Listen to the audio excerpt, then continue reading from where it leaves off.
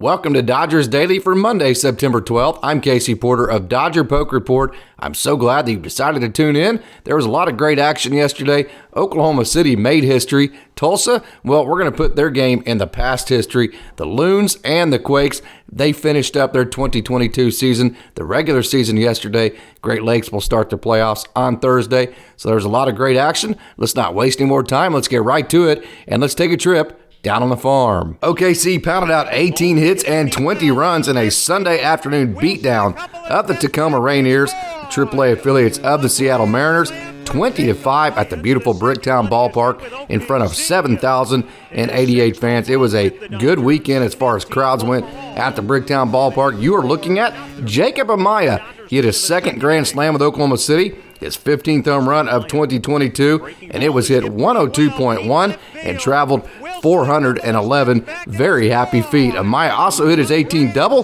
He had 3 hits on the day. He has hits in 12 of his last 13 games, and he's hitting .419 in September with an OPS of 1117. Jason Martin continues to make history with Oklahoma City, and he had 2 hits and his PCL leading 31st home run yesterday. He also leads the PCL in RBIs with 105. His 105 RBIs is the most any Oklahoma City player has had since the Bricktown Ballpark was open in '98, and he is the only player during that time since '98, since the Bricktown Ballpark has been open, to hit 30 home runs and 100 or more RBIs in one season. So congratulations to Jason Martin for making history. Edwin Rios had 2 hits yesterday for Oklahoma City, including his 6th home run in AAA since he's been playing in AAA Oklahoma City. It was hit 107.2, and it traveled, well, they didn't register it on the TrackMan, so I'm not quite sure. So I'm going to go with 405 feet, which is the exact area code that Oklahoma City is in. James Alpin had 2 hits, including home run number 26 on the year. He has 2 multi-hit games in a row, and is hitting .294 with an OPS of 972. It would be hard to do much better than he's done this year as an overall contribution to a team. His overall game in 2022 has been elite. I got to talk to him in Tulsa somewhere around June, and we talked for about 5 minutes.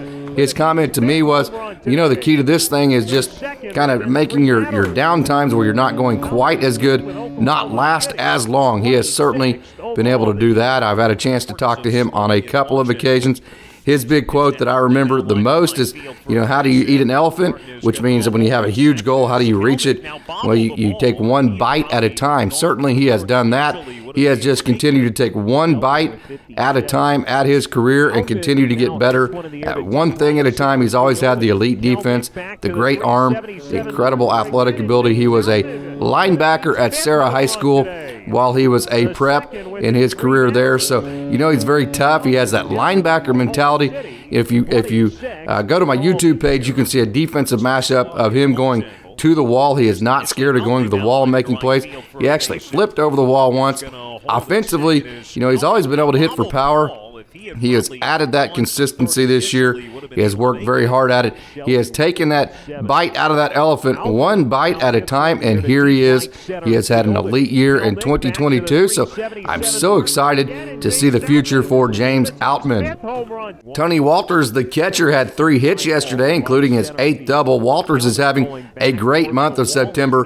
He's hitting .313 so far this month and has hits in all but one game so far. Another fringy 4A guy. He's had a call-up once this year to Los Angeles, at least once that I know of. If you remember, he had that big game-winning hit in the playoffs a couple of years ago for Colorado, so he has major league experience. He has major league success. So Tony Walters, it'll be interesting to see if the club sees him as a major player down the stretch as far as adding depth. It was just about this time last year when Tulsa was in Amarillo, and Devin Mann had 2 home run games in 3 games in a row, which meaning in 3 games in a row, he had 2 home runs in all 3 of those games, and I believe he had 7 or 8 home runs for the weekend. At one point, he had 6 home runs in 10 at-bats. So Devin Mann, when he gets hot, he has a lot of power. He had 3 hits yesterday for Oklahoma City, including his 3rd triple and 13th home run. The one you're seeing here, that was hit 105.2. He traveled 375 very happy feet. He's having a very good year, hitting .261 with an OPS of 835. I have a feature on him. Right there, you saw it. The thing I really like about him is the way that he's able to cover that outside part of the plate. His arms are so long, he gets extended on that outside pitch, and he's able to hit it really, really well. He is still able to cover that inside pitch, too. So Devin Mann out of Louisville, there's another outside pitch. Look how he covered that, and it just looked very effortless for him. So any hitter that can cover the outside part of the plate as well as Devin Mann has a chance to be very good. And Mann has there's another outside pitch you saw him cover. He actually pulled that for a big hit here. This is his home run that we talked about that was hit 105.2. So Devin Mann covers the outside part of the plate very well. He can turn on an inside pitch. Very good prospect in the Dodgers organization. Victor Gonzalez has been pitching very well in an interesting situation with him. I believe it is Wednesday that he has to come off the 60-day IL, which means the Dodgers are going to have a decision on him. Do they activate him to L.A. or do they option him down to AAA Oklahoma City?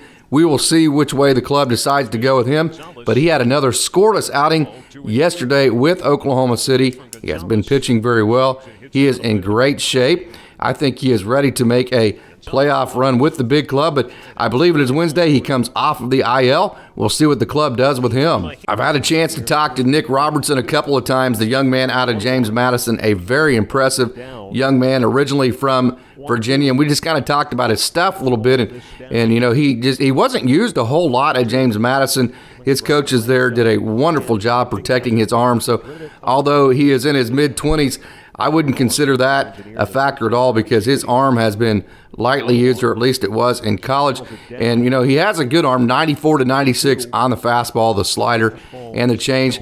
The thing I really love about Nick is the versatility that he brings. He's been an opener on several different occasions, a multi-inning opener. He's worked in the closer's role. He's worked in mid-relief. He's worked in a setup role. He doesn't care. Just throw him out there. He's going to throw that 94 to 96. He's a little bit of a tick down right now at the end of the year. I think there's a little bit of maybe some fatigue going on, but he's going to throw that 94 to 96. He's going to throw that slider and the changeup, and for the most part, he's going to be a strike thrower. So Nick Robertson, I am very high on him. He threw his third scoreless outing yesterday for OKC. He was 91 to 93, like I said, a little bit of a tick down right now towards the end of the year for him on his four-seam. 83 to 84 on the slider, and 84 to 85 on the change. So keep up the good work, Nick. He has thrown in all three of his AAA outings. He has gone scoreless.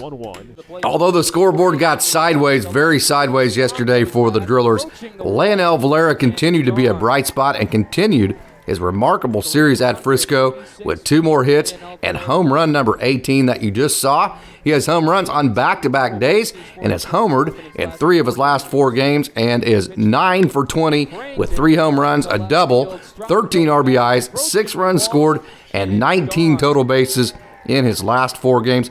Frisco will be very happy to see Lionel Valera leave town, I assure you of that. Andy Pages had another 2-hit game and has 8 hits, a home run, 4 doubles, and 7 RBIs in his last 4 games. So him and Lionel Valera, they have carried this Tulsa offense. He is having his best month of the year so far in September. So good job, Andy. Let's go ahead and finish 2022 strong. The Loons got rained out on Sunday, and that was the season finale, or was going to be. So now they turn their focus to the playoffs that begin on Thursday. So, hey, if you want your tickets, if you want to go watch the Loons play, go ahead and call their front office, their ticket office, get your tickets.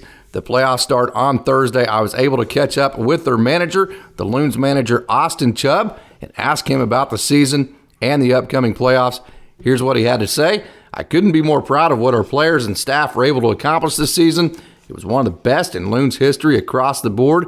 We are looking forward to the challenge ahead of us in the playoffs. That is, again, from the Loons manager, Austin Chubb. So thank you to him for reaching out and providing that quote. So all of Dodgers fans can hear from him and how proud he is of the season the Loons have had. So again, get your tickets. The playoffs start on Thursday for the Loons. Rancho finished their season on Sunday by dropping the last game of the year 5-2 to Lake Elsinore, but Taylor Young, he went 3 for 3 on the day. You're seeing him here, the young man out of Louisiana Tech, and he hit his first professional triple. There it is right there, his first professional triple for Taylor Young, the young man out of Louisiana Tech. He hit .292 with the Quakes since joining after the draft, and he had an on-base percentage of .454, so he is a table setter.